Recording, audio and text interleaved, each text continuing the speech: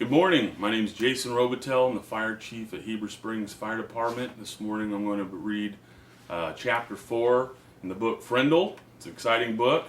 Before I start, I want to say hello to my sons Carson and Luke, and I want to thank all the kids there at the elementary school for welcoming to the new home, and they really enjoy the elementary school there. So go Panthers. So if you could turn to page 17 and read along with me.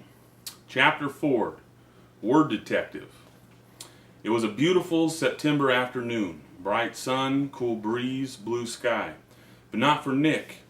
Nick had to do a little report for the next day, plus copy out all the definitions for 35 words. For Mrs. Granger, this was not the way school was supposed to work. Not for Nick. There was a rule at Nick's house, homework first.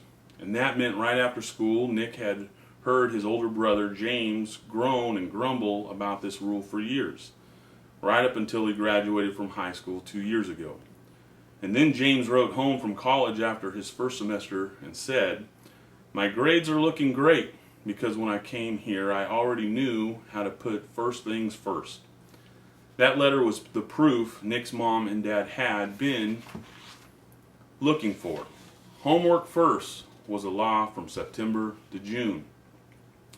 This had never bothered Nick before because he hardly ever had homework.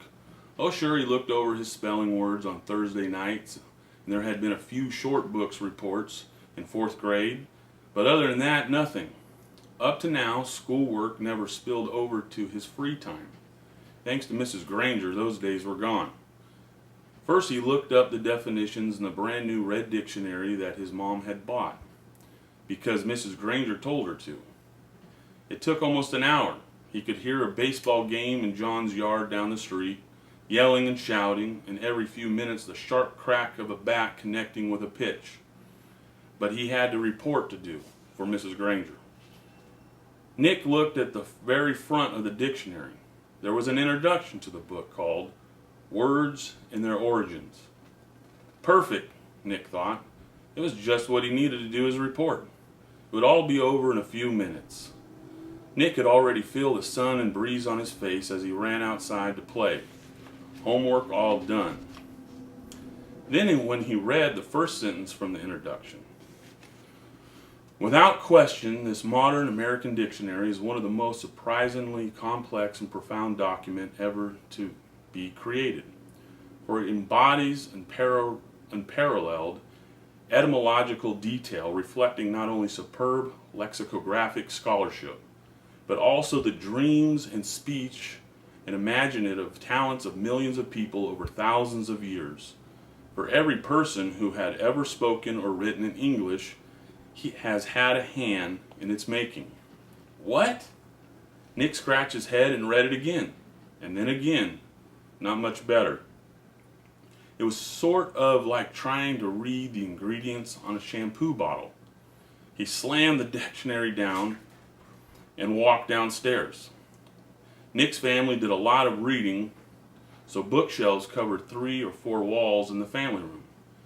There were 2 sets of encyclopedias. The black set was for grown-ups and the red set was for kids. Nick pulled out D volume from the red set and looked up dictionary. There were 3 full pages with headings like early dictionaries, word detectives, and dictionaries today.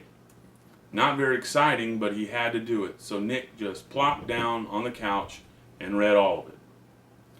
And when he finished with the kid's book, he opened up the black encyclopedia and read most of what it said about dictionaries, too.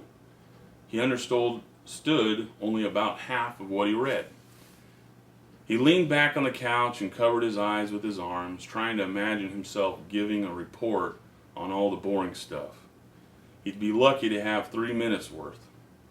But because Nick was Nick, he suddenly had an idea, and it brought a grin to his face.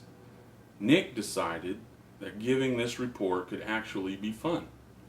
He could make it into something special. After all, Mrs. Granger had asked for it.